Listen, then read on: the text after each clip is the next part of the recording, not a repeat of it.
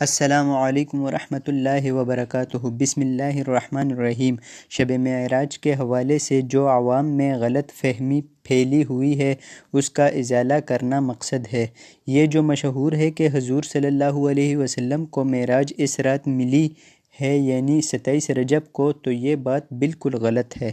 اس بارے میں ہمارے پاس کوئی بھی مستند روایت نہیں ہے کہ آپ صلی اللہ علیہ وسلم کو معراج کس رات ہوئی۔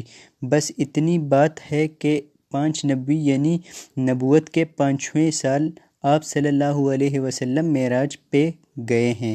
اللہ تعالیٰ نے وہاں اپنی قدرت کی جو بڑی بڑی نشانیاں ہیں اللہ تعالیٰ نے آپ کو دکھائیں، اور آپ صلی اللہ علیہ وسلم نے بیت المقدس میں انبیاء کرام کی امامت کی ہے۔ یہ سب باتیں تو صحیح احادیث سے ثابت ہے، لیکن وہ رات کون سی تھی ہمیں شریعت نے اس رات کا نہیں بتایا۔ آپ صلی اللہ علیہ وسلم نے ارشاد فرمایا، جو ہمارے دین میں کوئی ایسا کام کرے جو ہم سے ثابت نہیں ہے تو اس کا وہ عمل مردود ہے۔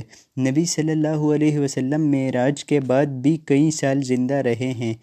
ایک روایت کے مطابق 18 سال آپ صلی اللہ علیہ وسلم معراج کے واقعے کے بعد زندہ رہے ہیں، تو 18 مرتبہ آپ صلی اللہ علیہ وسلم کی زندگی میں معراج والی رات آئی، لیکن آپ صلی اللہ علیہ وسلم نے کسی بھی صحابی کو اپنے کسی قول سے، عمل سے کہیں بھی ترغیب نہیں دی کہ اس رات میں عبادت کرنی ہے یا اس رات میں عبادت کا زیادہ ثواب ہے، کہیں بھی ثابت نہیں ہے۔ تو اس رات کو فضیلت والی رات اس معنی میں سمجھنا کہ اس رات عبادت کا زیادہ ثواب ملے گا، تو یہ بھی دین پر ایک زیادتی ہے جس سے شریعت نے منع کیا ہے۔ کون سی راتیں عبادت کی ہیں اور کون سی نارمل ہیں، جن میں عبادت ثواب تو ہر رات میں عبادت کرنا ہے، لیکن اضافی جو فضیلت والی راتیں ہوتی ہیں وہ لیلۃ القدر ہے، تو شب معراج کہیں بھی نہیں ہے کہ اضافی ثواب ملے گا۔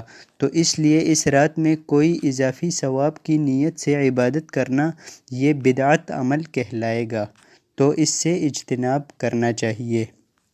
دوستو، امید کرتا ہوں آپ کو آج کی ویڈیو بہت پسند آئی ہوگی۔ چینل کو سبسکرائب کرنا نہ بھولیں، اپنے دوستوں کے ساتھ لازمی شیئر کریں کیونکہ یہ صدقہ جاریہ ہے، اور بڑے دل کا مظاہرہ کر کے ایک لائک کر دیں، اس سے ہماری حوصلہ افزائی ہوتی ہے۔ تو مجھے دیجیے اجازت، اپنا اور اپنوں کا خیال رکھیے۔ اللہ حافظ۔